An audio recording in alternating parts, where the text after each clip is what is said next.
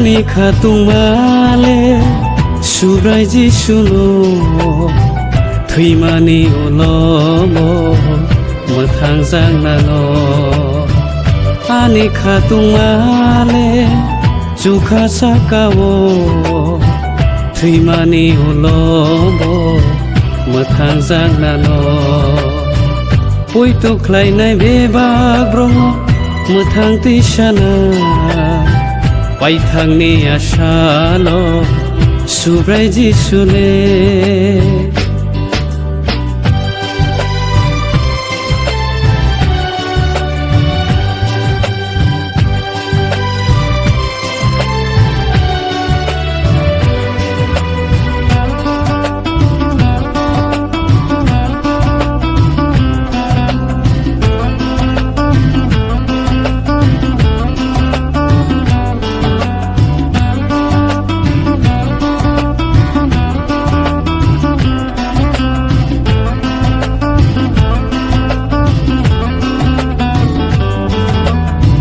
Jukhani sengsa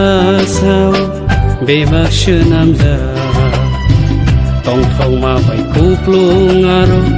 hak sang bo kuplung Jukhani sengsa sao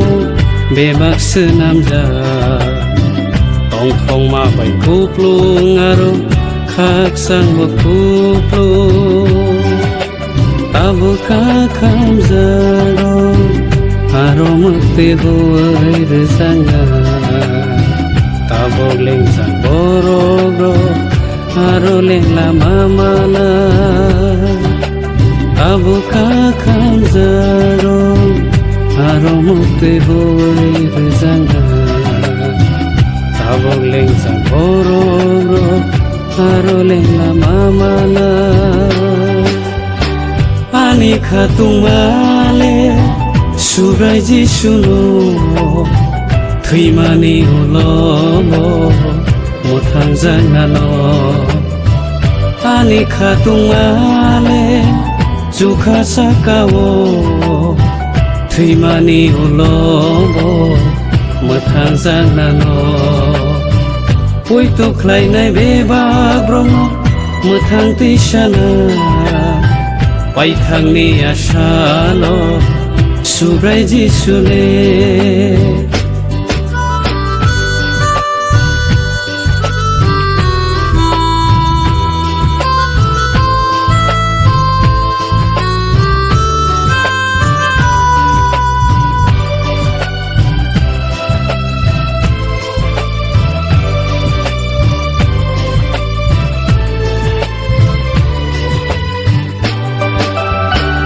Subrayung jisu rosa kathaya pothoma kahamno kelangai khangkha ang tabukina nangnai mini mothang mani wakorongo olani samanggo senam kha jisu mor brung tong thong suk no hao olani tong thai bo senam kha jisu mor brung tong thong suk no hao ani khatung male subrai ji suno thimani olomo mothang jang nano ani khatung male jukha sakawo